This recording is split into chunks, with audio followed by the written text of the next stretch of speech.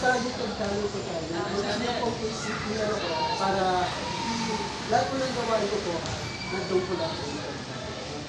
Gusto ito maano yung mga gawa ko. I-search lang po niya yun.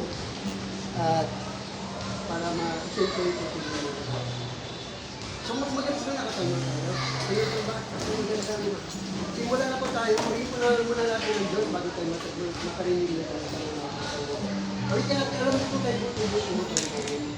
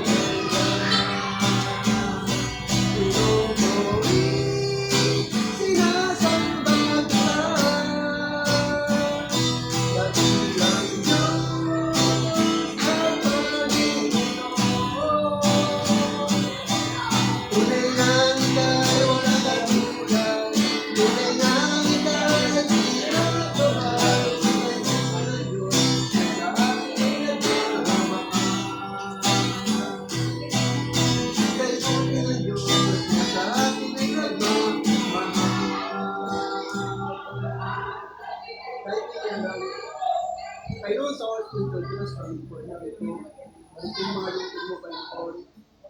Ang mga sundalo, pulis ko po. Hinirang mo kung paano. Magtanto ng panapasan sa aming bansa. Mag-isa ng mga Diyos. Hindi mo sila makapangyarihan ang pagpipili ang pagkagawa ng mga kasalanan ng Diyos. Patuloy na managigit ng kapayapaan sa pamamagitan ng kanila. Sa oras ko Diyos, salamat sa pagkagawa. Hindi ko po ng pagkakataon na sa po ay makakarapugat at appreciate sa iyo kayo po na tayo ng Diyos para sa ating natin.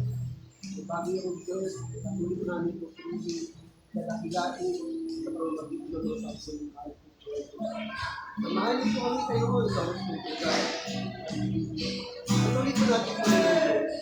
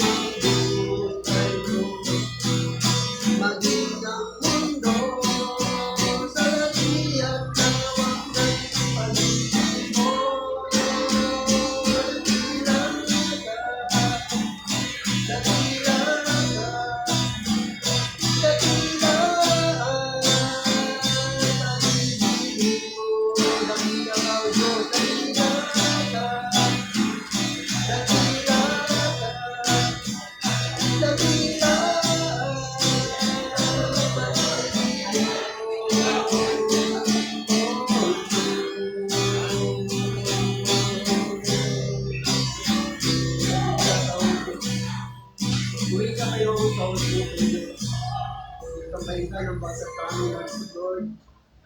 Ikaw ang susugat, ikaw ang aming pinakapindap namin. Kaya dalangin namin kayo sa mga nagpulit, kapangyarihan ng banal na Espiritu o Diyos na sa amin ngayon.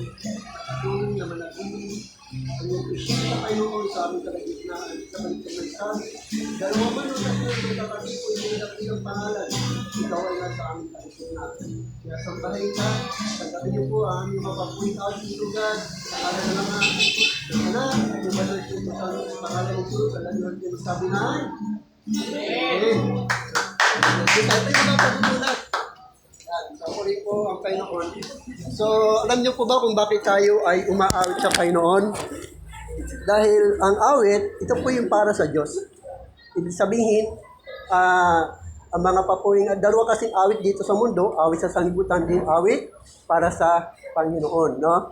So, ang awit sa Panginoon, yung kinakanta natin na lagi po natin tinataas ang kanyang pangalan, no? At kaya supurin ng Panginoon sa oras po nito. At ang salita naman din po ng Diyos, ito yung, ang Diyos naman ang nangungusap sa atin. No? Kaya kapag binabasa mo ang Biblia, so, ibig sabihin, ay nangungusap sa atin ang Diyos. No? Kaya, so po rin pong Panginoon, ako po ay pastor po ako ng born again. Born again po kami.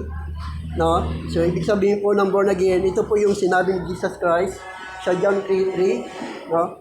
Sabi niya, katotohanan ng katotohanan sinasabi ko sa inyo, maliban ay panganak na muli ang isang tao, hindi siya makakakita sa kaharian ng Diyos. At sa John chapter 3 verse 7, huwag kayong magtaka sa sinabi ko sa inyo, lahat ay kailangan maipanganak na muli. No? So doon, kung bakit kailangan nating maipanganak na muli, sapagkat ang tao po ay nabubuhay sa body, soul, and spirit. No? Nung magkasala ang tao sa Diyos, ang namatay sa kanyang espiritu. Kaya nabubuhay na lang ang tao sa body and soul. So kailangan niyang may panganak na muli para mabuhay ang kanyang espiritu. Dahil sinabi Jesus Christ, ang pinanganak sa laman ay laman, ang ipinanganak sa espiritu ay espiritu.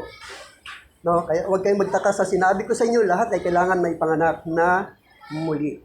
So, kaya kapag sinasabi mong, sabi ni Nicodemo, paano kung may panganak na muli kung ako ay matanda na? Makakapasok pa ba ako sa tiyan ng aking ina para may panganak na muli? Ang sabi ng Biblia, sabi ni Jesus Christ, sabi naman ng nakasulatan sa John chapter 1 verse 12, ang lahat ng tumanggap at nanalig sa Kanya ay pinagkaluban niya ng karapatan maging anak ng Diyos. So, ibig sabihin, ang Diyos po ay espiritu, at kapag tayo ay tumanggap kay Kristo, tayo may panganak din sa espiritu. No? Tayo ay magiging anak ng Diyos. So, at ang anak ng Diyos ay walang iba kundi si Kristo, at sa pamamagitan ng pagtanggap natin sa Kanya, tayo po ay nagiging anak ng Diyos. Kaya, nung ikay maging anak ng Diyos, ipinanganak ka muli hindi sa laman, ipinanganak ka muli hindi sa kagagawa ng magulang mo at tatay mo, kundi ipinanganak ka, ang Diyos ang may gawa nito. No? So, ibig sabihin, ipinanganak ka ngayon sa Espiritu.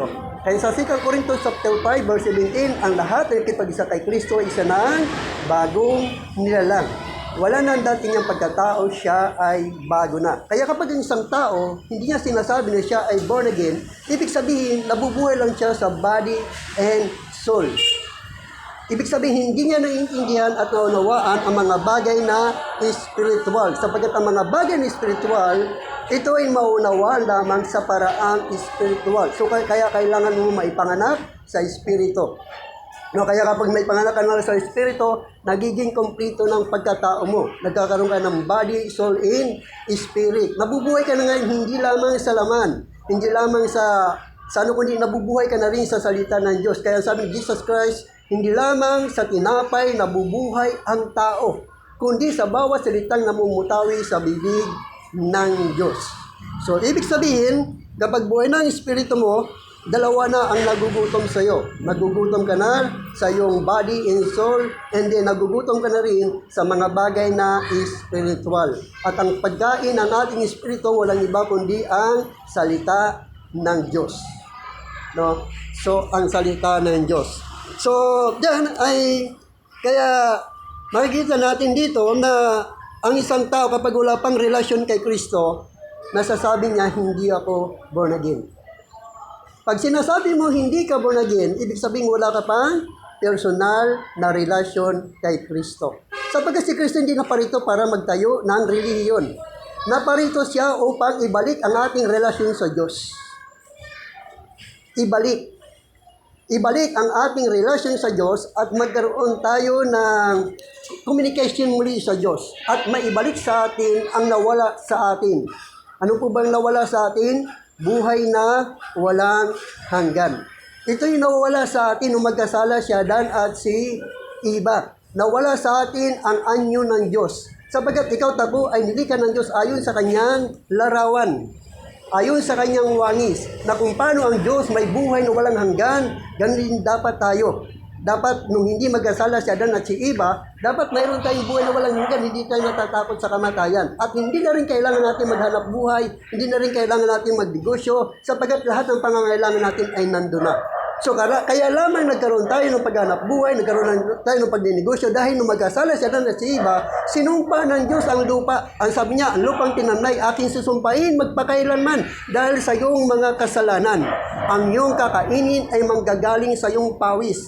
Ikaw ay magbubungkal, yaman sa lupa doon ka nang galing, sa lupang alubok ay doon ka nang galing, sa lupang alubok ay babalik ka rin. So doon tayo nagsimula kung bakit tayo naghanap buhay, kung bakit tayo ay nagnenegosyo. Pero dahil sa biyaya at tabag ng Diyos, sino po nakakalamsing niyan John 3:16? Sino po nakakabisado po sa inyo John 3:16? Ito po yung kung may mga sandata po kayo, katulad ng mga baril, mga ang John 3:16, ito po yung sandata ng mga Kristiyano. No? John 3:16, no? So, John 3:16 na sinasabi po roon, gaya na lamang ang pag-ibig ng Diyos sa sanlibutan, kaya binigay niya kanyang bugtong na anak, upang ang sino man sumampalataya sa kanya ay hindi mapahama, kundi magkaroon ng buhay na walang hanggan. So, dahil sa pag-ibig ng Diyos sa atin, hindi niya tayo hinayaan na mapunta sa apoy ng impyerno sapagkat mayroon pong impyerno na nilikha ng Diyos para kay Satanas lamang. Pero dahil ang tao ay nalinglang ni Satanas at nagkasala sa Diyos, kaya ang mga tao ay naging katulad ni Satanas kapag ito ay pupunta sa apoy ng impyerno kapag siya ay namatay. No? Namatay. So, doon nakikita natin na ang pag-ibig ng Diyos sa atin ay pinadadama niya ito sa pamamagitan ni Kristo. Kaya kapag hindi pa tayo nagkakaroon ng pananampalataya kay Kristo, hindi po tayo makakarating sa langit. Dahil ang sabi sa banal na kasulatan, doon sa aklat na John 14:6, sino nakakalam niya John 14:6? Alam niyo ba? Ay, hindi niyo alam. No? So, John 14:6, ang sabi sa Biblia, ako ang daan, ang katotohanan, at ang buhay.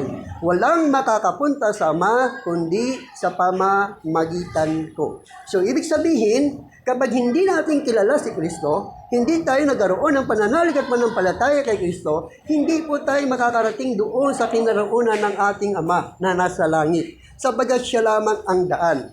Sa Gawa 4:12, sino pa kakalating Gawa 4:12? Hindi rin nyo alam. Sana po ay magkaroon po tayo ng panahon na magbasa po ng Biblia. Kasi yan po yung magiging sandata natin sa spiritual na sandata. No? Sa Gawa 4:12, sabi sa Biblia ay ganoon. Sabi niya, kay Kristo lamang matatagpuan ang kaligtasan sapagkat sa silong ng langit, ang kanyang pangalan lamang ang ibinigay ng Diyos sa ikaliligtas ng tao. So walang ibang pangalan na ibinigay ng Diyos sa mundong ito para ikaw at ako ay maligtas. Para ikaw at ako ay maligtas. Kasi siya lamang yung binigyan ng authority ng Diyos na magligtas ng lahat ng tao. Alam niyo ba kung sino si Kristo? Si Kristo po ay Diyos na nagkatawang tao. Diyos na nagkatawang tao. Sa John 1:1, ganito yung sinasabi. Sa pasimula, naroon na ang salita. At ang salita ay kasama na ng Diyos. At ang salita ay Diyos. At ang salita ay nagkatawang tao. Siya ay namuhay katulad natin. Ang layunin niya upang tayo tubusin sa ating mga kasalanan. Sapagkat ang kabayaran ng kasalanan ay kamatayan. So kailangan ng Diyos na magkatawang tao sapagkat ang tao lamang ang mayroong kamatayan. Ang tao lamang. Kaya kailangan niya magkatawang tao para tayo ay tubusin sa ating mga kasalanan. Kaya siya naparito. Kaya siya nagkatawang tao. No? Kaya sa pamamagitan niya, kaya sinabi niya, kung ako'y kilala ninyo, kilala na rin ninyo ang aking Ama. Kung ako'y nakita ninyo, nakita na rin ninyo ang aking Ama, sapagkat wala pang nakakakita sa Ama maliban sa nanggaling sa Ama. Walang iba kundi ang ating Panginoong Hesukristo. Siya ay nanggaling sa Ama, bumaba sa lupa, nagkatawang tao, ginamit niya si Maria para magkaroon siya ng laman at dugo upang tubusin tayo sa ating mga kasalanan. Dahil ang kabayaran ng ating kasalanan ay kamatayan. Roma chapter 6 verse 23. Ang kabayaran ng kasalanan ay kamatayan. Ngunit ang kaloob ng Diyos ay buhay na walang hanggan sa pamamagitan ni Kristo Jesus. So, doon ay makikita natin na kailangan ni Kristo magkatawang tao. Bagamat sa Diyos, sa Pilipos chapter 2, verse 6, verse 5 to 6, sabi niya, maging katulad kayo ni Kristo, na bagamat siya Diyos, hindi niya pinilit na maging kapantay ng Diyos. Bugto sinubad niya ang katangian ng pagka-Diyos. Siya ay nagkatawang tao, namuhay katulad ng pangkaraniwang tao. Oo, hanggang sa kamatayan. Siya ay nagpakumbaba hanggang sa kamatayan sa krus. So doon ay pinakikita na bagamat siya ay Diyos, nagkatawang tao. Kaya sabi niya sa John chapter 10 verse 30, ako at ang Ama ay iisa. Ako at ang Ama ay iisa. So, ibig sabihin, kapag tayo ay sumampalataya kay Kristo, nakakatiyak tayo na tayo po ay sumasampalataya sa ating Panginoon, sa ating Diyos, bagamat hindi natin siya nakita. Bagamat hindi natin nakikita si Kristo. Dahil ang totoong nanampalataya sa Diyos ay nanampalataya sa Espiritu at sa katotohanan. John chapter 4 verse 23, John chapter 4 verse 23 hanggang 24. Ang sabi niya, ngunit dumating ng panahon na ngayon na nga na mga tunay na sumasamba sa Ama ay sasamba sa Kanya sa Espiritu at sa katotohanan, sapagkat ito ang hinahanap ng Ama sa mga sumasamba sa Kanya, sapagkat ang Diyos ay Espiritu. Kaya dapat siyang sambahin sa Espiritu at sa katotohanan. Ang Espiritu po, hindi po ito nakikita, katulad po ng hangin. Sino po naniniwala sa hangin? Naniniwala po ba tayo? Sa hangin. Nakita po ba natin ang hangin? Hindi. Pero bakit tayo naniniwala sa hangin? Bagamat hindi natin siya nakita. Dahil siya ating nararamdaman. Amen. Ganun din ang Diyos. Bagamat hindi natin siya nakikita, sabi ng Biblia, nilikha niya ang langit at ang lupa.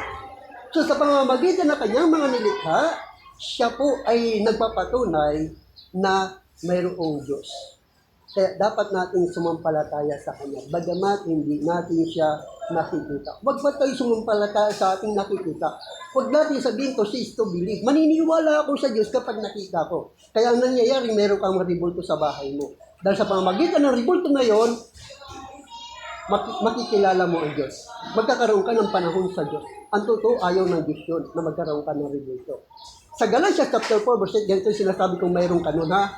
Galatians chapter 4 verse 8, babasahin pa natin. Kung may mga Biblia pa kayo, nung hindi pa ninyo kilala ang Diyos, kayo alitin ng mga Diyos-Diyosan. Kaya kapag marami kang ribulto sa bahay mo, hindi mo pa kilala ang Diyos. Kaya sinabi Jesus Christ, hindi lahat ng tumatawag sa aking Panginoon ay papasok sa karya ng langit, kundi yun lamang sumusunod sa kalooban ng aking Amang nasa langit.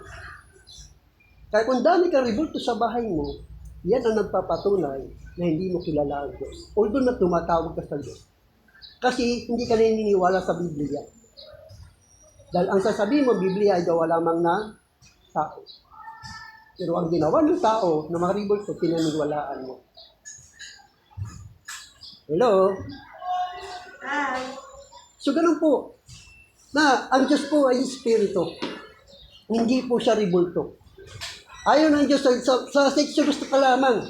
Sa Exodus chapter 20 sa 10 utos, nakalagay doon. Ang una niyong utos sa ganito, ako ang Panginoong Yahweh na naglabas sa inyo sa Ehipto. Huwag kayong magkaroon ng ibang Diyos maliban sa akin. Huwag kayong magkakaroon ng mga larawan, ribulto, at anumang nilalang sa langit man o sa lupa. Huwag kayong sasamba o yuyukod sa mga ito. Sapagkat kung kayo yuyukod at sasamba sa mga ito, kayo'y aking parurusahan. Sapagkat ako ay mapalibughuing. Parurusahan ko ang lahat ng umaayaw sa akin. Ngunit pagpapalain ko ang lahat ng umiibig sa akin. So, sa simula pa lang, ayaw na ng Diyos nun. Kaya kung nag-ikot-ikot ka dyan ng mga ribulto, sana po ay huwag po natin ipagpatuloy yan. Dahil hindi yan dam papuntang langit. Dam pa yung papuntang inferno. Ganito sinasabi sa Pahayag, chapter 21, verse 8. Kung tayo po may Biblia, ganito sinasabi ng Biblia, yan po yung dam papuntang inferno. Hindi po yan daan papuntang langit. Kaya huwag ka dyang mamatay. Kasi pag namatay ka dyan, kasi hanggat buhay ang tao, mayroong pag-asa. Pag namatay na siya, wala na siyang pag-asa. Kasi harap na siya sa hukuman ng Diyos. Sabi sa Biblia, itinakda sa tao na minsan lamang mamatay. Pagkatapos ay paghuhukom. So hanggat buhay ang tao, hindi siya hukuman ng Diyos. Bibigyan siya ng pag-asa na makilala niya ang tunay na Diyos. Makilala niya ang daang papuntang langit, hindi doong papuntang inferno. No? Kasi marami mga tao nag-aakala mayaman, mahirap pa kanyang mga presidente, congressman, mayor. Ganun ang ginagawa. Akala nila yun ang daang papuntang langit. Yun po ang daang papuntang inferno. Pahayag chapter 21 verse 8, ganito sinasabi. Pahayag chapter 21 verse 8, babasahin lang po natin. Huwag po tayo magagalit ba kasi iba sa atin nagagalit na, no? So ang Biblia po ang dapat nating batayan ng ating pananampalataya sa Diyos. Kasi ito ang dahilan kung bakit mayroong Biblia. Para maituro sa atin ang katotohanan. Alam niyo po, 5 lang lingkod ng Diyos. 5 lang po. At Episode chapter 4 verse 11. 5 lang po ang lingkod ng Diyos. Apostol, propeta, evangelista, pastor, at guro. Ginawa niya ito para sa ikaulad ng kanyang iglesia. Upang huwag na tayong mailigaw ng mga naghahanad ng kamalian katuruan.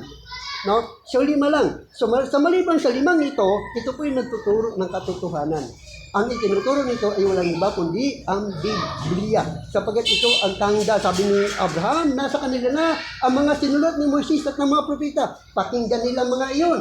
Sabi ng isang mayaman, hindi po totoo yun. Kung may isang patay na muling nabuhay at sasabihin na talikuran ng mga kasalanan, ay magsisisi sila at tatalikuran ng mga kasalanan. Sabi ni Abraham, kahit ang isang patay na muling nabuhay, kung hindi nila paniniwalaan ng Biblia, hindi rin sila maniniwala na may langit at inferno.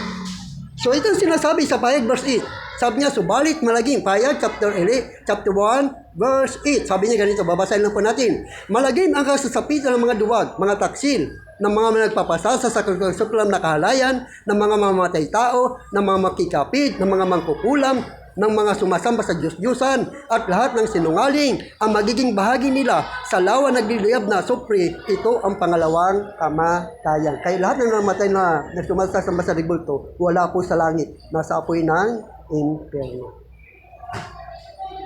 Nandun po sila nagigirap ngayon. Kung ang mga magulang mo nang namatay ganito, sabi ng mayaman, Amang Abraham, mabog po kayo sa akin. Utusan po mayroong po ko 5 kapatid na lalaki. Nandun sila, buhay pa. Paruningan niyo sila sa ro upang sila ibabalaan, upang wag sila humantong sa dako ng pagdurusa.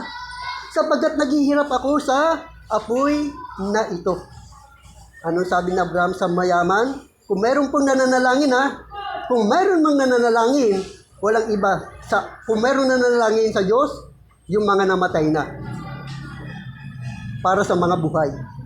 Dahil ang mga namatay na, wala na tayong kapangyarihan hanguin sa kamay ng Diyos. Yung mga nakakulong, kahit anong pagpipray mo, makakalabas pa ba yun? Kapag nakatulan na ng habang buhay? Kahit anong gawin mo. Pero, ang yung nakakulong, nagpipray sila, na sana huwag kang maging katulad nila. Amen? Amen! Ganun ang nasa interno. Nananalangin sila na sana may gamitin ang Diyos sa inyo at isa ko sa mga ginagamit ng Panginoon. Ito'y babala, baka marami kang ribulto sa bahay mo. Sana huwag kang abutan dyan na mamatay ka. Tanggapin mo si Kristo bilang Panginoon at sa tagapagligtas ng iyong buhay. Siya lamang ang makapagliligtas sa atin. Sabi ni Jesus Christ, mapalad ang naniniwala sa akin bagamat hindi niya ako nakita. Yung Kristo nakikita mo ngayon na inikot-ikot ng tao, hindi po yung si Kristo. Yan po ay artista na gumanap bilang Kristo at hinukit ng sculptor upang langlingin ang tao upang pumunta sa apoy ng impyerno. Dahil Galatia 4:8, nung hindi pa ninyo kilala ang Diyos, kayo'y alipin ng mga Diyos-Diyosan. Ibig nagpapatunay, namumuno dyan ay hindi nila kilala ang Diyos. Nilinglang nila ang marami, kahit congressman, mayor, senador, kahit pangulo po natin, nalinglang nila. Bakit? Makapangyarihan sila. Dahil kapag sa pamamagitan ng buto nila, pwede silang manalo. So yan po. So nawa ay meron tayong naintindihan na napakalaga po ang ganito pong gawain. Kaya bilang lingkod ng Diyos ay nagpapasalamat po ako sa Panginoon dahil ginamit ako ng Diyos sa inyo na makapag-share ng mabuting balita. Mabuti man tayo o masama, alis tayo sa mundong ito na hindi natin inasahan. Pero may pangako sa atin ng Diyos na buhay na walang hanggan. Ang binubuo ng lamat at dugo ay hindi maaaring magmana ng buhay na walang hanggan. Ngunit, sabi sa Biblia, kailangan natin sumampalataya sa Diyos. Kaya, supurin ang Panginoon sa kanya pong mga salita na ating napakinggan. Maraming pong bagay na sa sandaling oras ay napapunan po natin ng Panginoon. Dahil dati po mga araw na wala na pong mga ngaral na makakilala. Magkapatuloy lamang po ang mabuting balita hanggang sa makatapos ang bilang mga hindi ng Diyos.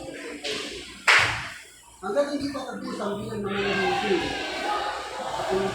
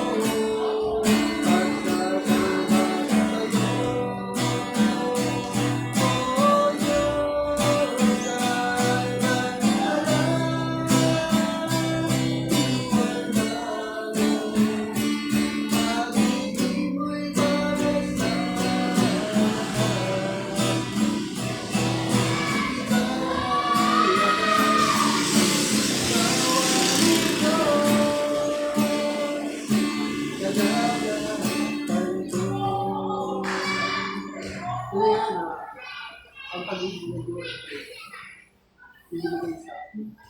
Dahil hindi mo pa tinatanggap si Cristo bilang sa ikot sa ipag-ibig ang buhay ay nagsigagaan. Sumanggap sa Kanya sa pag-ibig ng Diyos. Kung hindi ka marunong manalangin, hindi ka sumunod sa panalangin mo, kung paano ikaw naging hindi natin sabihin, sumunod ka sa panalangin mo, sabi natin sa Panginoon. Ikaw bakit? Sabi natin Panginoon, maraming salamat sa inyo pong mga salita natin po napakita. Kailangan natin magbuha ang ating Espiritu. At ikaw lamang ang makapagbibigay sa inyo. Kaya sa oras po ito, ako po'y lumalapit sa iyo. Na mayroong pagkatimbang at pagsusisi sa ating mga. Patawarin mo po ako sa ating mga kasalanan. Ito na ang salita sa salita o sa mga. Salamat Panginoon sa Kristo na pinatawad mo na ang ating mga kasalanan. Kaya kung ngayon ay malaya na sa kasalanan, malinis na, kaya sa po ito, ay dapat dapat na pumasok sa iyong kapalitan. Binuksan mo ngayon ang ating sabi. Pinangayahan ko ito na manahan ka sa ating puso. Tinatanggap ko ito bilang Panginoon at sarili ko sa pagkakas ng ating buhay. Salamat sa pagkakas Diyos sa kaligtasan o binigyan ito sa akin. Kaparampatan ng pagiging anak ng Diyos. Sa oras ko ito Diyos, tinatanggap ko rin ang mga bagay nito sa mga oras ko ito. At dalangin ko rin na isulat din po ang aking pangalan sa aklat ko sa pangalan nito. Please, salamat po. Salamat. Sabi sa akin po naman police. Brox! Brox!